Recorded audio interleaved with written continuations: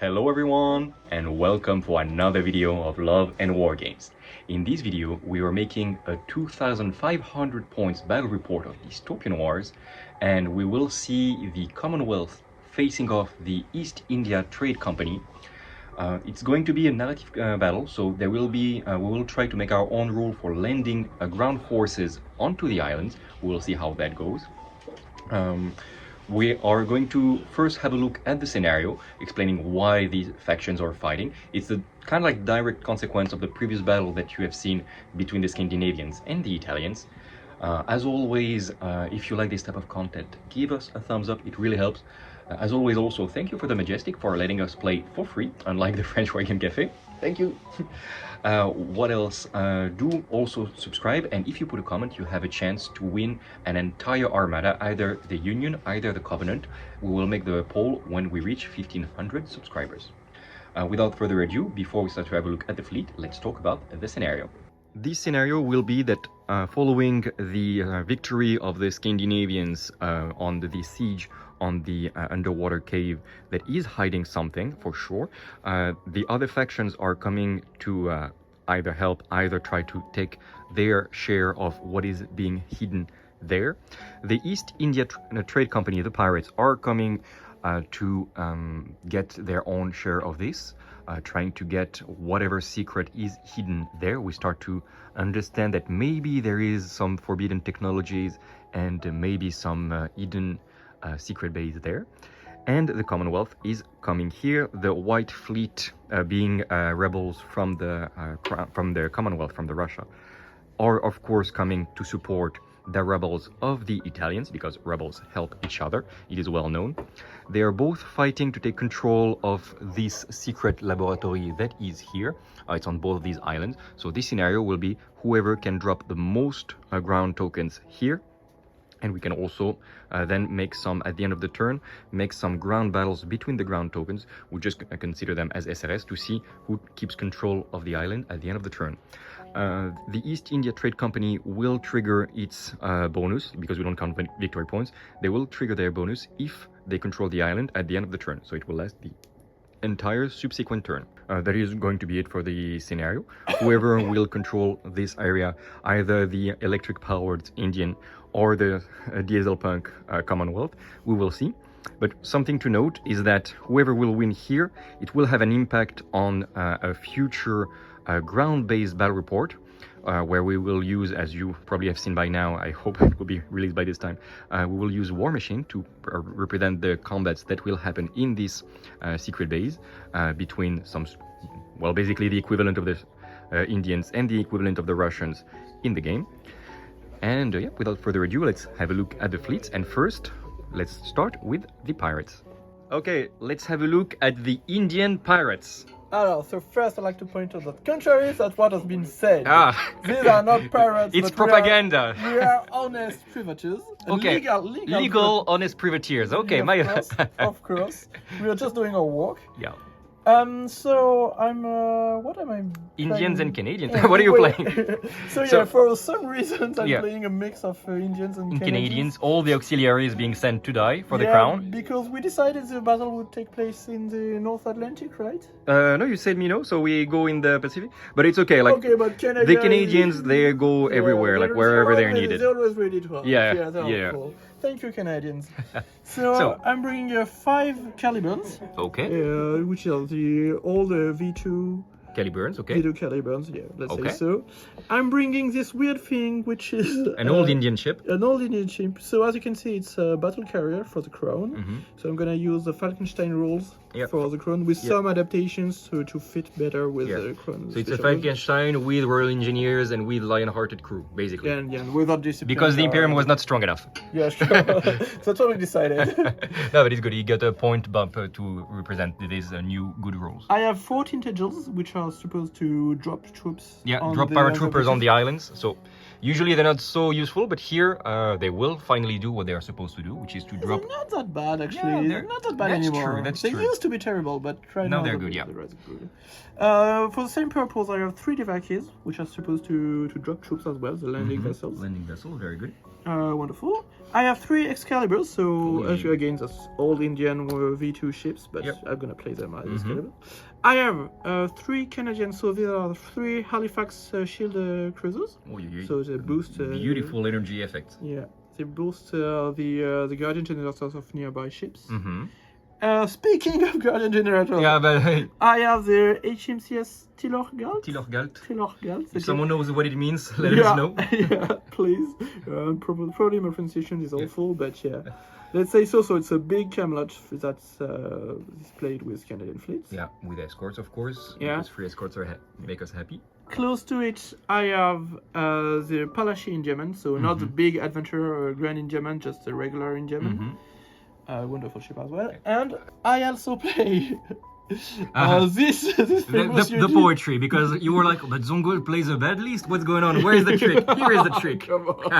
I'm kidding. So I'm playing 4 Indus light cruisers with majestic gun batteries. So Yeah. of course you know the trick. Yeah, that yeah. these guys have focus gunneries Focus gunnery with extreme majestic gun range. turrets. So, And they're yeah. how many points? They're at 19 points each plus the majestic gun turret, so they're quite expensive actually. Less than 100 though. Yeah, each. yeah, but to be honest, I think Picton light cruisers are better than them because okay. they have the torpedoes, which Yeah, these that's guys true. don't have.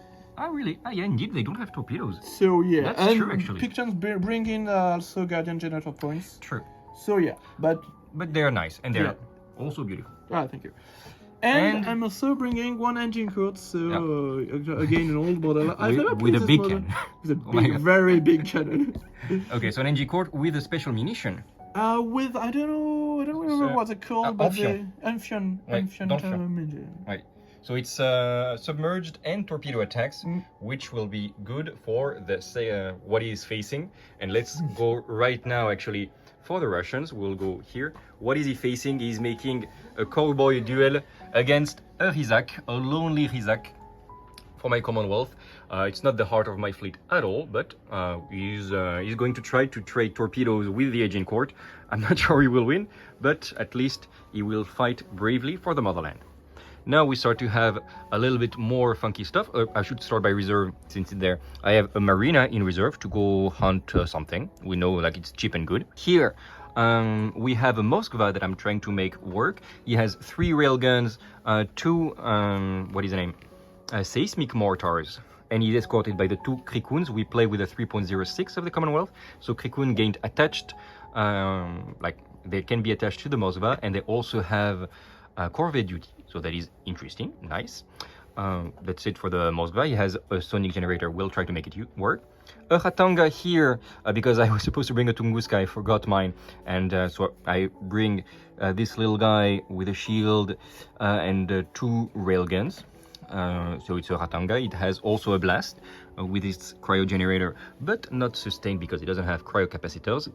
This little guy, this Kostroma with its heavy railgun, a good counterboarding, but it's not what he's going to do. He's going to be a sniper probably on this rock, which seems made for him, and he will be like an artillery turret. I have a lonely Oleg here. I'm sorry, it's a proxy. It looks like a Cineus. Anyway, Cineus are more beautiful. And yeah, I play 2 Olegs in units of 1, so I can trigger more easily. Quantity is a quality. And it has a Fury generator to make it a good border and to make it even cheaper. Then I have the Mojaiski, the pride of St. Petersburg, as always. Oh, this is a frost roll, by the way, for those that follow the narrative campaign. The pride of St. Petersburg is with rocket batteries, as you can see, followed by 4 Ruriks, also with rocket batteries, and 4 escorts. Okay. Another lonely Oleg. One thing that we never played before, we just discovered, it's the rule that when you are within 1 inch of a terrain, an island, you're supposed to take a disorder. We never played this rule, and we're like, oh man, we didn't play that right at all. So now we're going to apply this rule. And Ruriks and Olegs, for example, have shallow draught, which ignore this. So I can put them quite close to an island, and they will also be able to easily go through this terrain of lane, which is also dangerous terrain. My landers, I have 2 yaks here and 2 yaks emboarded in the Alexeyev. Alexeyev being a border also. They can get obscured. The Alexeyev can get obscured if he goes fast enough. The same as the Stoletov Ekranoplans with a lot of Katyushas and torpedoes and everything. Very well. So this is going to be my punchy but glass cannon part. I'll probably try to activate them at the end of turn 1. I used this Aquila with Silent Stalker and 2 escorting Piranhas to get a threat on the Falkenstein. Okay, good. I like this. I love this rule of Silent Stalker. And finally, last but not least, we have 2 Norilsks here. They have a little bit funky configuration. They have a shield to the rear, 2 seismic mortar to the front, and 2 railguns to the front as well. They are quite cheap. They also have quantity is a quality. And so I have quite a few Ruriks and a Kutsov as well in my pile here, so that if my troops die, I can bring some more. We will do the short type of battle reports, which is apparently what everybody prefers, which means that we will not film every single dice activations, probably only the big ones, and we'll make just a little, every 3 or 4 activations, we'll tell you what happened, but we'll not go too much in detail. The Crown as the initiative. Let's start the first turn. Okay, so the Crown activated first the Aging Court to start the Cowboy Duel, doing terrible rolls, but still making a point of damage on the Rizak. He has 2 points from being crippled. And then double activation made the Tintagels move forward, dropping their troops on this secret laboratory and shooting 2 of them only on the Norilsk, still making a lot of damage, making actually a critical on this Norilsk, which caused a magazine explosion. So yeah, a good activation from 2 Tintagels, thanks to their torpedo turrets. Then I activate, and this is what we will film, my Aquila and its 2 Piranhas, shooting on this Falkenstein before he activates too fast. I have 25 dices, rerolling blanks because they are homing this turn, thanks to Silent Stalker, and has his defense here. So 25 dices, rerolling blanks. Rerolling blanks. Making 8 explosives, which I believe is a little bit above statistics. No. Making another 2 explosives. I'm kidding. I'm running out of dices. Making another explosive. Oh, putain. Thank you. So another explosive, and that's it. That's the roll. That's the roll. Defense. Let's go for the defense roll. -3. -3. Okay, I think it's going to be critical. No. Like a double citadel. Let's count. Well, in the end, it was 35 hits, making a double citadel, obviously. Navigation lock, he doesn't care that much, but he's already crippled. Wow. Extremely good activation, way above statistics, of the Aquila, which deserves its name of Silent Stalker. Okay, we made a couple more activations. The Devakis moved forward, dropping all the rest of the Crown forces on the laboratory, so they are starting to dig in. I will have to go and dig them out. They shot all their gun batteries on the Mojaiski, making 1 point of damage, which was expected. But just after this, I activated my Mojaiski, declaring heavy firepower on the rocket batteries, doing 23 dices, rerolling blanks because of tracer fire, heavy firepower, and the 4 Rurik escorts, doing a critical and 6 points of damage on this Devaki, almost killing him, but not quite enough yet. Okay, I absolutely don't have a disorder, I have an activation token here. And then in return, he activates the Indus to getting closer, so he can at some point use heavy broadsides and the rear gun batteries. But for now, it's going to be 27 dices, re-rolling blanks on this Mojaiski. I keep this in my pocket because there is a chance I will need it very soon. And the SRS are going on the Palashi Indiaman. So that's 27 dices, re-rolling blanks, 7 explosives, and that is going to be it. I wanted to tell you what happened because the Alexeyev made 10 inches, is now obscured. He sent a crazy Katyusha salvo that did something like 32 hits on the Falkenstein, killing it outright, double citadel, plus I made another navigation lock, it's very dead. So good work from the Alexeyev. And then I made 3 rolls for my munitions. I have no source of supply depot, and I made 3 blanks. So 3 Katyushas sent everything, all the munitions, all the Falkenstein. And now this little guy has almost no weapons, like at all. And he has 3 rocket batteries, like, hey, and that's it. But at least I know that if he shoots on him, it's because he doesn't want my troops to land. It seems the luck has turned because those 2 Excalibur just activated, 3 Excaliburs, sending little torpedoes there, doing with 14 dices about 30 hits. So this guy is crippled outright, this Norilsk. Then the gun batteries did a citadel, actually, even though he was obscured, on this guy, getting him to the red. And even 2 little broadside 5 dices did almost 10 hits on this guy. and making him only at 4 hull points left before he is crippled.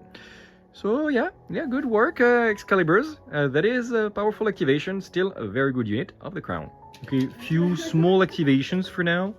The Palashi moved forward doing a point of damage and a critical, which was reactor leak on the Mojaiski.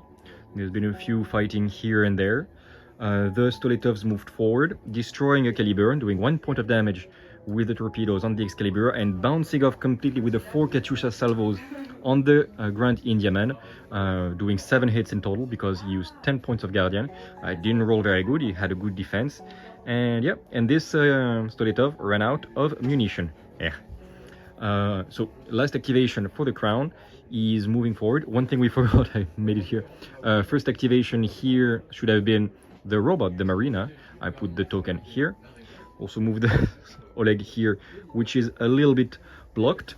This guy is being crippled by the Caliburns. I don't remember if it has been said. Like, we're starting to leak troops. Oh my god. And yeah, it's not going so good for the Russians so far, but we have a few more activations waiting, and he's running out of activation, so let's not fear too much yet. Okay, we've been playing a few more activations. Not much happened. The last activation of the Crown, the Indiaman, did a point of damage here and nothing on these guys with the torpedoes. The gun batteries barely did 1 point here. And then I've been doing a few activations here and there because I have small activation. The Rizag did a crazy roll. He did actually 2 points of damage and a critical on the Agent Court, making a Sturginium flare, so putting him closer. So this guy is kind of like, for now, winning the Cowboy duel. We'll see if he keeps his big luck still, but he's going in for the boarding. The Norilsk had much less luck. They barely, with all their weapons, focus gun, etc., did 2 points of damage with the railguns on the Tintagel, killed one of the Caliber, no même pas. They damaged an Excalibur, which was finished off by the Yaks a little bit later. And that's about it. They didn't have much luck, especially because this guy is crippled and they're not yet at the very good range. And finally, yeah, the Ratanga went here, doing almost nothing. He did a point of damage on the Dovaki here. And that's it, because he used some Guardian points to counter the Cryoblast. I had one die, didn't do much. I'm not making the same mistake again with the Kostroma, which moved forward here. He declared a blast, Cryoblast on this guy, hitting all 3 of those. I shot on him because, well, he doesn't have Guardian, so he's a little bit the weak point in the defense. So I'm gonna put everything on this Dovaki. First the blast, then the big attack of the railgun. And I think I'm gonna stay right on this island for the rest of the game, maybe, because I like this idea of a sniper robot just hanging out and being a big turret. We're gonna make the last few activations. If I have a good angle on the Moskva, we will show this attack, if I do manage to move enough. Otherwise, I will make the last few activations, and we will see later on, at the end of turn 1, just before SLS, if nothing interesting happens. Alright, we are about to finish the turn 1. The Moskva moved forward and did a lot of damage. He obliterated with tri-railguns with the heavy firepower the Dovaki here, and the Seismic Mortar did, with the Devastating, because I used the card, did actually quite a lot of damage there. Critical, and this guy is at the red level of disorder. I destroyed the landing vessel here. Oh, this was an Indus, sorry. I destroyed the landing vessel here, the Dovaki, with heavy torpedo salvo, and I did a point of damage that he repaired with a card on the Grand Indiaman. And that is about it here. I moved here with those guys. I did... Oh, this I said already. At the end of the whole turn 1, reserve step, my little yaks that were here went out, moved, went there, and they actually finished off a Tintagel with their gun batteries, and they are now making 2 boarding actions with their Ashdaya Berserkers. I will make 2 different boardings at Frey 10, Hazardous and Devastating, on these little Caliburn that have Lion-Hearted crew. So, it could go either way. It's going to be the last real activation of turn 1. Let's see how it goes. First boarding. Yeah, I'm afraid it's going to be counterboarding. I have probably one explosive. Oh. Making another explosive. Probably going to be either equal score, either counterboarding. We will check. I have a -2 defeat. We will see what it does later on. Let's do a second roll. Anyway, it's not going to change the number of... One of my dice flew away. Second boarding. Let's hope they are a little bit angrier, the Russians, this time. They are angrier. Defense roll. I have 3 explosives. And the second boarding, I win by +4. So we'll check what it does for +4 victory. Is it automatic death, or is it, I don't know, we roll a critical? It's probably not. Yeah, it's probably going to be a critical. We'll see what happens there. And then we will make the interception rolls on the Palashi, and we will film the rolling of the air attack on the Palashi. Okay, so in the end, it is a disorder for me. 2 points of damage for the caliber, and it goes to the red because he had a Sturginium flare. Or I removed probably the little critical roll, but it was a Sturginium flare. Now, after a great interception roll, the Palashi removed 0 SRS token, unfortunately, which means I will have Weight of Fire. Cometa Railgun doesn't work on anything other than mass 1, so I will not give him -1 Citadel. But still, 24 dices, rerolling blanks, so that should hit a little bit. I have one last here. Rerolling blanks because of Weight of Fire. And 4 explosives, making another 2 explosives. Putain, not bad. 30 hits, so double Citadel because he has Citadel 15, and 4 hull points, -6 hull points, only 1 more to be crippled, 2 critical rolls. If I make just 1 hull point, he will be crippled. Another catastrophic explosion and navigation lock. So he goes in the end to the red level of disorder, and he is -1 hull point in his crippled state. That is going to be it for the first turn. Without contest for now, the Indians are in full control of the secret laboratory, so they are in defense. We will see if, first of all, it triggers the EITC bonus, so turn 2 they're going to be much stronger, and we will see if we can manage to reclaim the secret laboratory from them. Let's begin the turn 2. Let's first see who has initiative. I burn this card for initiative.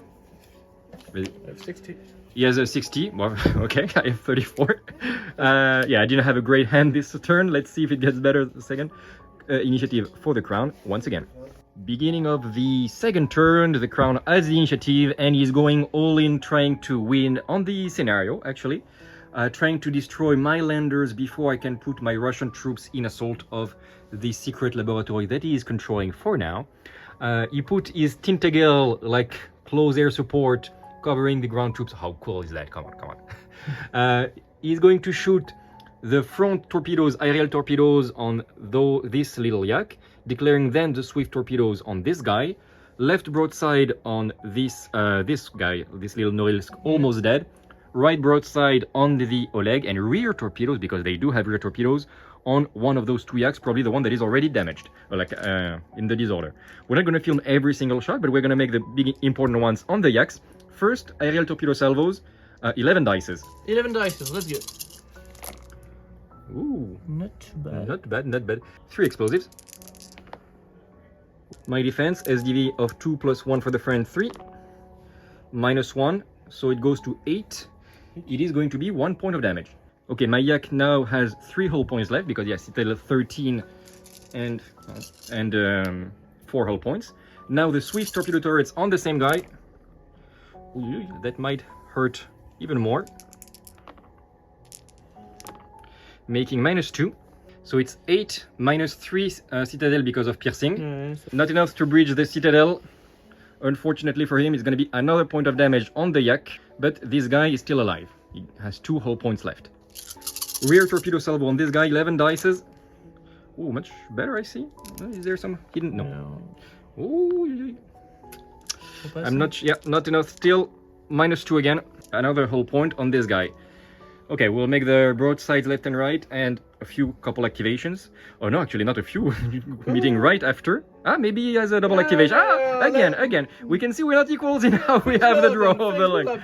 Okay, things will happen. Okay, in the end, good rolls on the broadside. This Norilsk died, making a magazine explosion, so -1 hull point here, -1 hull point there. Also doing a critical on the Oleg, making a Sturginium flare, so he's not feeling so good anymore, Mr. Stark. The boarding of the Tintagels, I used the card to count explosives as double. It gave me +6 in defense for the boarding against the Rocketeer flights, which is quite cool though. They're dropping from here, the paratroopers, going all the way there with their little jetpacks. It's but it's cool. Yeah. But thanks to the good rolls, because of the defense card that has been burned, the Berserkers did survive, disorder on both sides, and since he's very lucky with his cards, because he's not very lucky with his dice rolls, he had another double activation, and he's now moving the Excaliburs, which, let's be honest, might manage to kill one of those two yaks, unfortunately. Hopefully two. We'll see how that goes. Okay, double activation. He's really trying to shoot down my landers. He moved his Excalibur here in a deft maneuver, is really well positioned. First of all, he made torpedoes on this Norilsk doing 1 point of damage. This guy is now crippled. He's going to make broadside on the yak here, broadside on the yak here, and since he's barely at 10 inches, like 9 inches of him and 11 inches of him about, this guy is gonna get the broadside at full power, and this guy is gonna get the gun battery at full power. So, that's gonna hurt. What do you begin with, Zongo? Gun turrets. Gun batteries, okay, on this yak that is not Yeah. Gun battery on this guy, Yeah. which has only 2 hull points left. Oh, He's well dead of the hull points of the Citadel and everything. So he did succeed, indeed, to reduce my board landing capacity. Okay, so he did kill the first lander. Now, broadside on this guy. 9 dice re-rolling blues. He's burning a card to make a reroll of the whites at the same time as the blues. Because he's at 8, he needs 13. He's now at 11. He has 2 explosives, he needs 2 hits. Let's go! Because of ablative armor, 2 hits. Yeah! And he succeeds. This lander is barely destroyed on the point by the broadside. Broadside on this little guy here. Is he gonna have the same success? 13, exactly, on the nose, exactly what it's needed. Again, Sole Survivor unfortunately goes to the red level of disorder, and he's actually going to get boarded by the Excaliburs. Amazing activation of the Excaliburs. It's going to be quite tough to take back the island. Well, in the end, the Excalibur did exactly what they had to do. They did a point of damage on the Norilsk, killed both those yaks here, and through the boarding that was successful, killed both yaks there. Like they just removed like 100, 200 points of fleets just by themselves. Yeah. That was efficient indeed. Yeah. Excalibur are awesome. Yeah, all still the best ships of the one of the best ships of the crown. And now it's gonna be my turn. I don't have much choice about what is going to happen. I cannot activate the Alexeyev to bring some troops, but I can get a little vengeance. And the Marina appeared for saving the day. At first I put him right in front of the Grand Indiaman, but then I realized he had a heavy program, so I go a little bit on the side to avoid this. First attack did 3 points of damage and 2 criticals, which were those on the Grand Indiaman. And I could try, because I have piercing, to make more and more critical, but I am a little bit greedy. I will try to one-shot the Indiaman that is here. I declare Davka, and I am going to make even stronger ramming action on the Grand Indiaman. It's going to be 25 dices, piercing and devastating. So let's have a look what it does. Let's roll. Oh, not a great roll at all. Terrible, terrible roll. That is still going to be 2 points of damage and 2 critical because of piercing, but I'm not sure at all actually of killing him. 2 critical roll, let's hope that it's good. Generator offline, so he's going to go to the black level of disorder and he loses his generators. And navigation lock. The Caliburs burnt a card so they could all link together and send their gun batteries on the Alexeyev, doing a critical, which was a Sturginium flare, but not enough to kill him.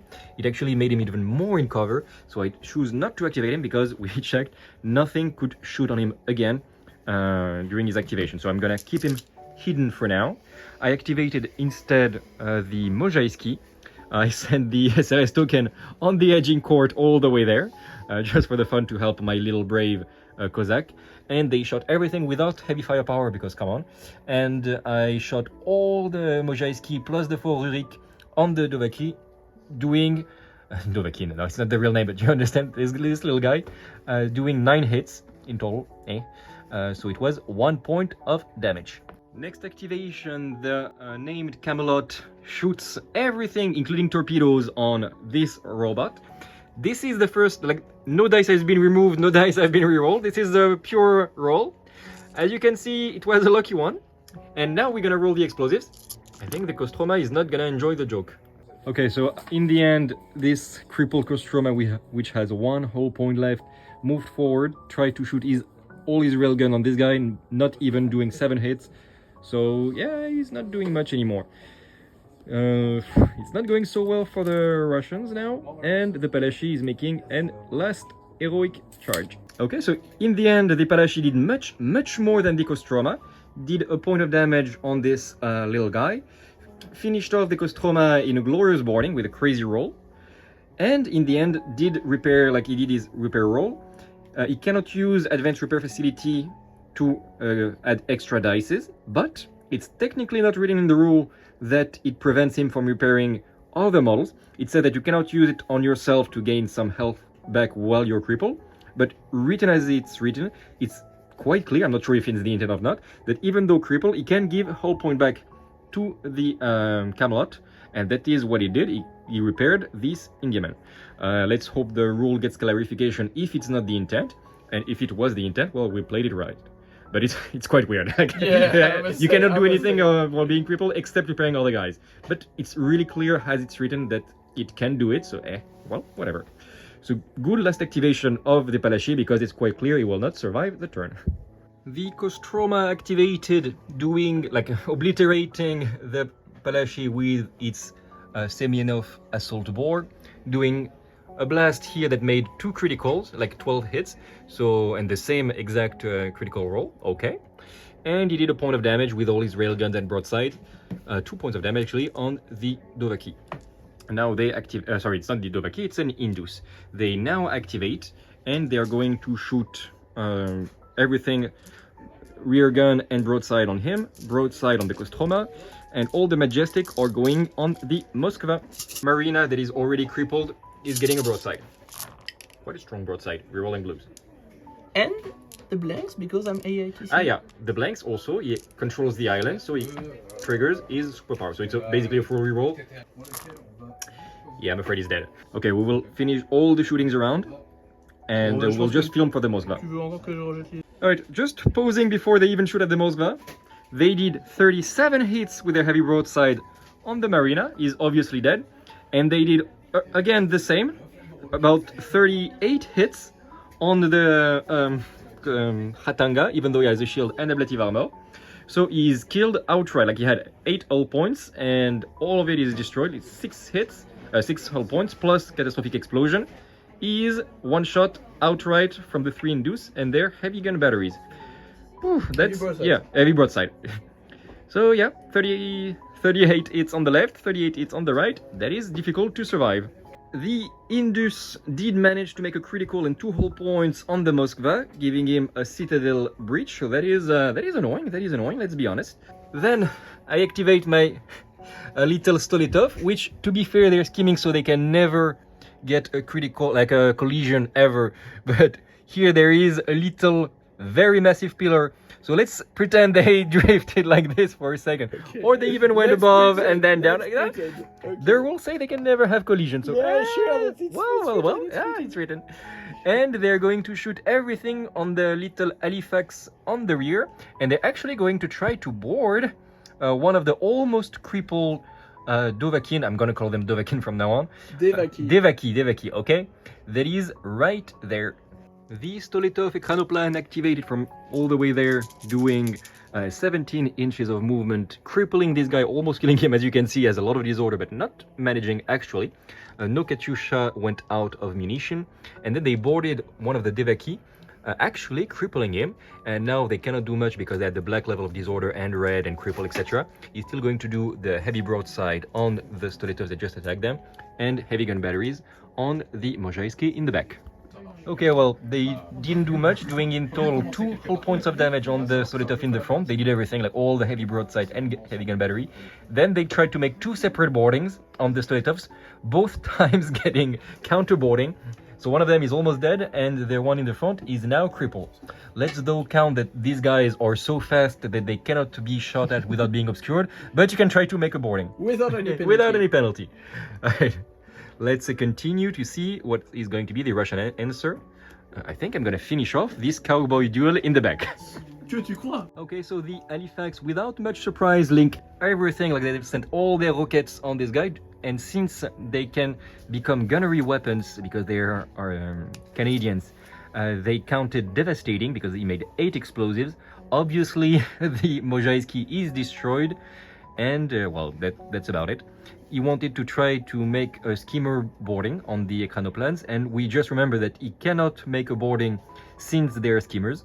That explains why, even though they're fast, it's supposed to be difficult to board them. Well, for the Indians, we made a little mistake, but we're not going back. But the Halifax are not going to board. Yeah, that explains why some Fast and Furious shit happened just before. So no more Mojaiski. That is a little bit sad, but such is the life. Probably what is going to be one of the last big activation of the second turn, the Moskva. I used a card to repair the -2 Citadel, -2 speed, so it could go right there. I moved one of the Krikun here, so they could put the template of the sonic shockwave generator right there, so I'm gonna hit all of them. It is going to be led by this guy because that was the only way, otherwise he could only have one guy. This way I lose +3 dice and devastating, but at least I get all of those. That's the most important. Then heavy firepower on the tri-rail guns, going all the way on the Camelot. He uses 9 Guardian points to cancel this, but with focus gunnery and everything, I'm still counting to do something good. Heavy broadside on the Dovaki that is there, it's at point blank. And all the seismic mortars, 4 of them. I burned another card yet to gain devastating. So it was supposed to be 11 dices. It's going to be -3 because of his Guardian points. And it's going to be 8 dices devastating Hazardous on the Camelot. And I forgot to announce all the heavy torpedoes. I'm going to link them and I'm going to shoot everything. Also, maybe, well, I will think and tell you later on. I need to think a little bit. But that's going to be a lot of attack from the Moskva. It's time for him to win the game because I'm really counting on him to do a lot of stuff. Okay guys, we made a few small activations after the Moskva. The Moskva didn't even manage to kill any of those guys. He barely made a point of damage here and there. So that was a little bit underwhelming, I have to admit. He barely made a point of damage here with all the 3 shockwave generators. He did though quite a few damage here, and he's at the, like, he lost his defenses and he has 3 whole points left. Okay, good. And he killed, obliterated the Devaki that was there. And he repaired himself, okay. The Oleg started to move forward here. Here, this is where it's the hardest. I did manage between the torpedoes of this guy, him making a boarding and broadside on, even though he's crippled, and even him, but he did nothing with his rockets, and I didn't want to risk a boarding because he might die in a corner boarding because he was at the black level of disorder. There is 3 Caliburn left. He might kill me outright. It's gonna be very tough. I really need the initiative to be able to send some troops just before I collapse. We'll see how that goes. But now I repaired. I'm at the red level of disorder. I will be able to land my troops if I survive. Last activation, we're going to make the 4 SRS and the edging cord there. Probably is going to be dead. If he is not, we will point it out. But otherwise, the cowboy duel is going to finish this way. And yeah, this is going to be the end of the second turn. And we will see how it goes for the third turn. Will the Russians manage to put at least some troops here so we can make a ground battle later or not? We will see. Okay, we will have the ground battle after all, because I got initiative at 57 for me, 44 for him. And I did manage to put some ground tokens here. So there will be a battle probably on the other way around, actually. The poor little Russian forces will be against the beach, and the Indians will probably try to push them out of their beachhead. I didn't repair anything, but all the rockets together did manage to kill the last Devaki. That was my first activation of the third turn, for the crown next.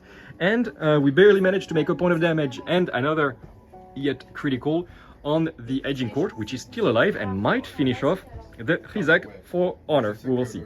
First activation of the crown was the the Camelot, and he slaughtered the 2 Kriken frigates in the front with a ramming and a boarding, and with all the shooting he did a few points of damage on the Moskva. One of them I repaired with a card, but overall it was not an insane roll. And yeah, that is it for the Camelot. He repaired himself a little bit. Now I will get to make some funky stuff with my Oleg. My next activation being too close to them to make anything with the Chronoplan correct, like if I wanted to board or whatever. I'm actually used a card to not make any drift, so I kept all my weapons and everything, especially the torpedoes, for which I don't want to be too close.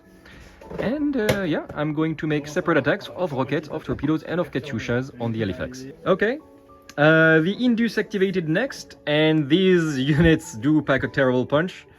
Every broadside already did quite a bit of damage on the Moskva, and then just from their gun batteries and rear, they did 51 hits on the Moskva, obviously crippling him outright. 8 points of damage straight to the face, 51 hits.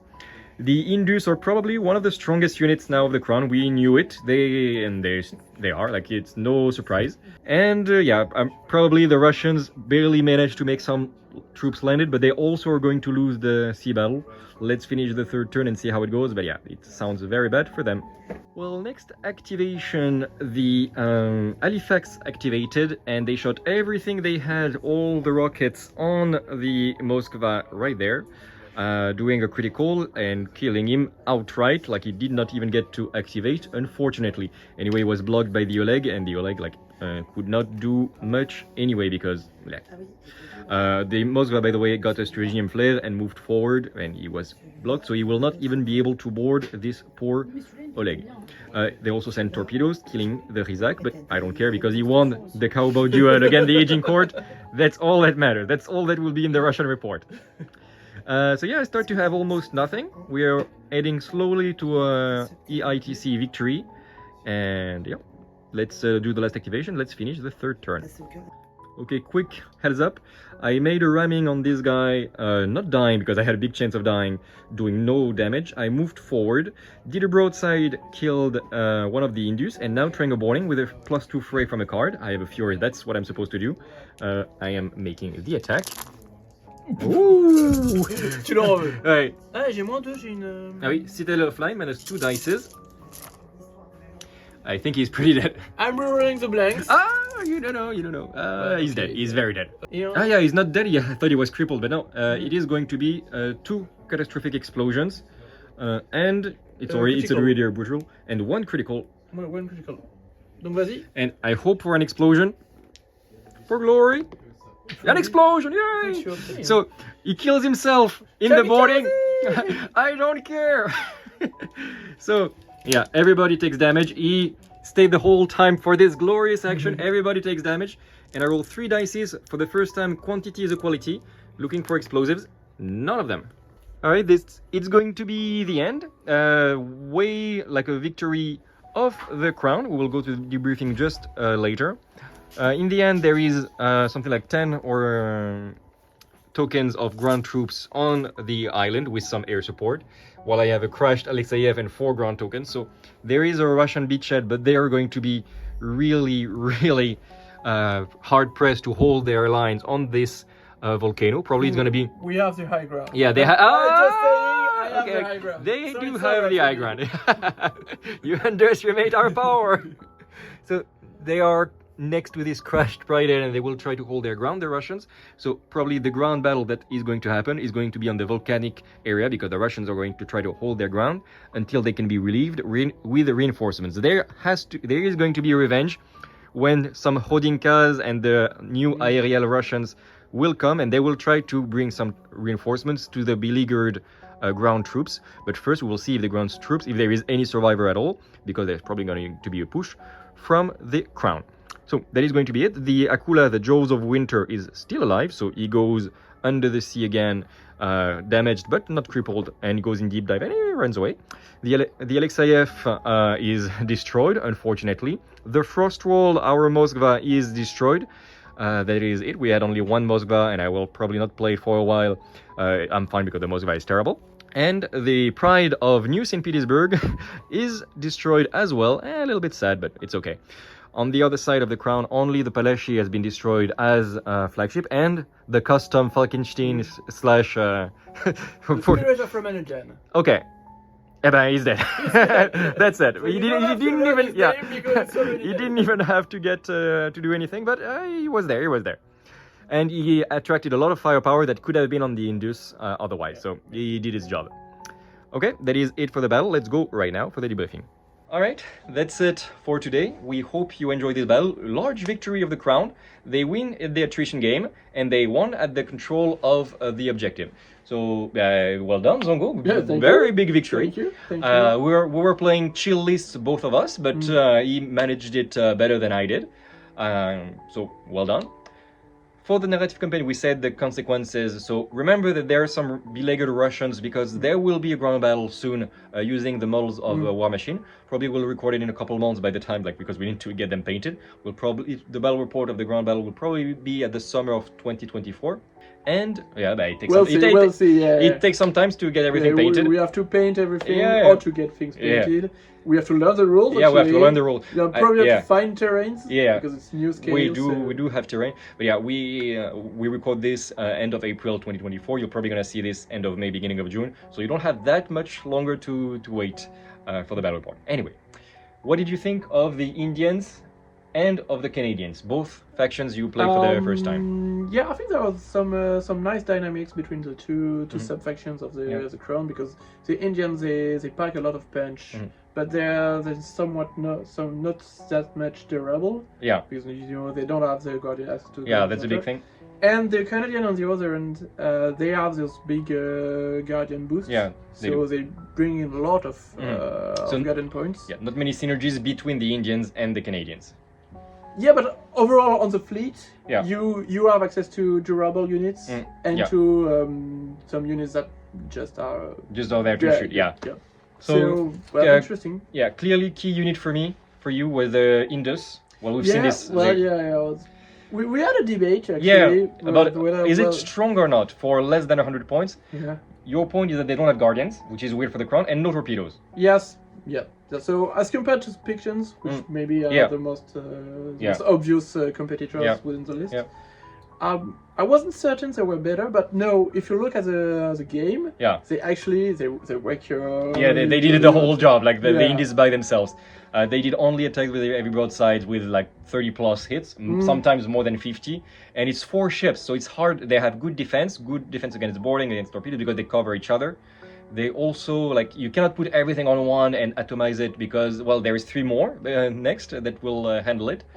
And plus you have the Lionhearted crew. And so the firepower doesn't degrade that well. Yeah, and they're good at less than 100 points. You put them majestic, they punch very hard. They can get devastating quite often because on the big dice pools they will get devastating on their majestic gun batteries, on their heavy broadsides. So yeah, they very, very strong unit for the point cost for less than 100 points. Less than 100 points gets you a Kutsov, and I can tell you 4 Kutsov is not the same as 4 Indus, at all. Do you have other units you want to talk about for the... It was the first time I played the HMCS Tilok Guard. Yeah, I don't know what it's called actually, or how to pronounce it. Interesting unit, interesting to have this Camelot class. For the Canadians. Probably the best way to play it is to attach Halifax, which I didn't do. But it's okay, it worked well. You survived, it was tough, it was good. For the Commonwealth side, it was, I knew from the beginning it was a very weak list I was playing. The Alexeyev is not insane. Same for the Moskva, they're 2 bad flagships. The Alexeyev gets cheaper and cheaper, it's still quite bad. The Akula it was already not great, and it got nerfed. It lost ablative armor, it went to armor 6, and it got more expensive. It was already not great. I understand you want to give a point bump because of deep dive. I'm not sure it's still a great unit. Same for the Rizak, which got a huge point bump at 80 points. He did a lot of work because, well, let's be honest, he got some lucky rolls. But yeah, the submarines are not great, and the Moskva is the worst of the 3 variants. Still fun, especially now I wanted to try, since you can attach some corvette, like the Krikun frigates. Still at 40 points for each Krikun, I'm not sure it's great. You get this big attack that maybe will get something like 15 dices, not even sustain anymore with the late, yeah, but it's a really short range. Yeah, it's a short range, and it's like this whole combo. The Moskva at this point is 350 points plus 80 points for the escorting frigates. Doesn't do that much, unfortunately. Yeah, it's probably overpriced. Yeah, don't think that the Commonwealth is bad. It's my list that was very weak with the worst units. The Commonwealth is still one of the top factions. It's probably in the top 4, I think so. Just below the Crown, the Imperium, and the Covenant. But it's still a very good faction. It's just like I played the worst way you can play Covenant, basically. The Solitovs you've seen, they are great units still. Still great. I was unlucky with my Katyusha rolls, but they're still very good. And the air unit, the Sarank got nerfed, but it's still very good. They are the Morosco that are very good brawlers now. There are some great units. The Borodino is insane, the Presidium, the Konostoga. But even the Norwelsk with 2 The Red Norwelsk, Guns is yeah. an excellent unit as well. Yeah, indeed. But it was for the narrative reasons. Just don't think that Commonwealth is bad. It is a great, fun faction to play. All right, that is going to be it for today. As always, give us a thumbs up. It really helps. If you give us a comment, first of all, it helps even more, and you get a ticket to try to gain a Union or Covenant battle fleet. So just a little comment to let us know what you think, some ideas for the next battle report, etc. And of course subscribe, because as soon as we reach 1500 subscribers, this is when we will know who wins those 2 fleets, and we'll start right away the next contest. Thank you very much. Until the next video, take care of yourself, and remember to keep things fair in love and war games. Bye!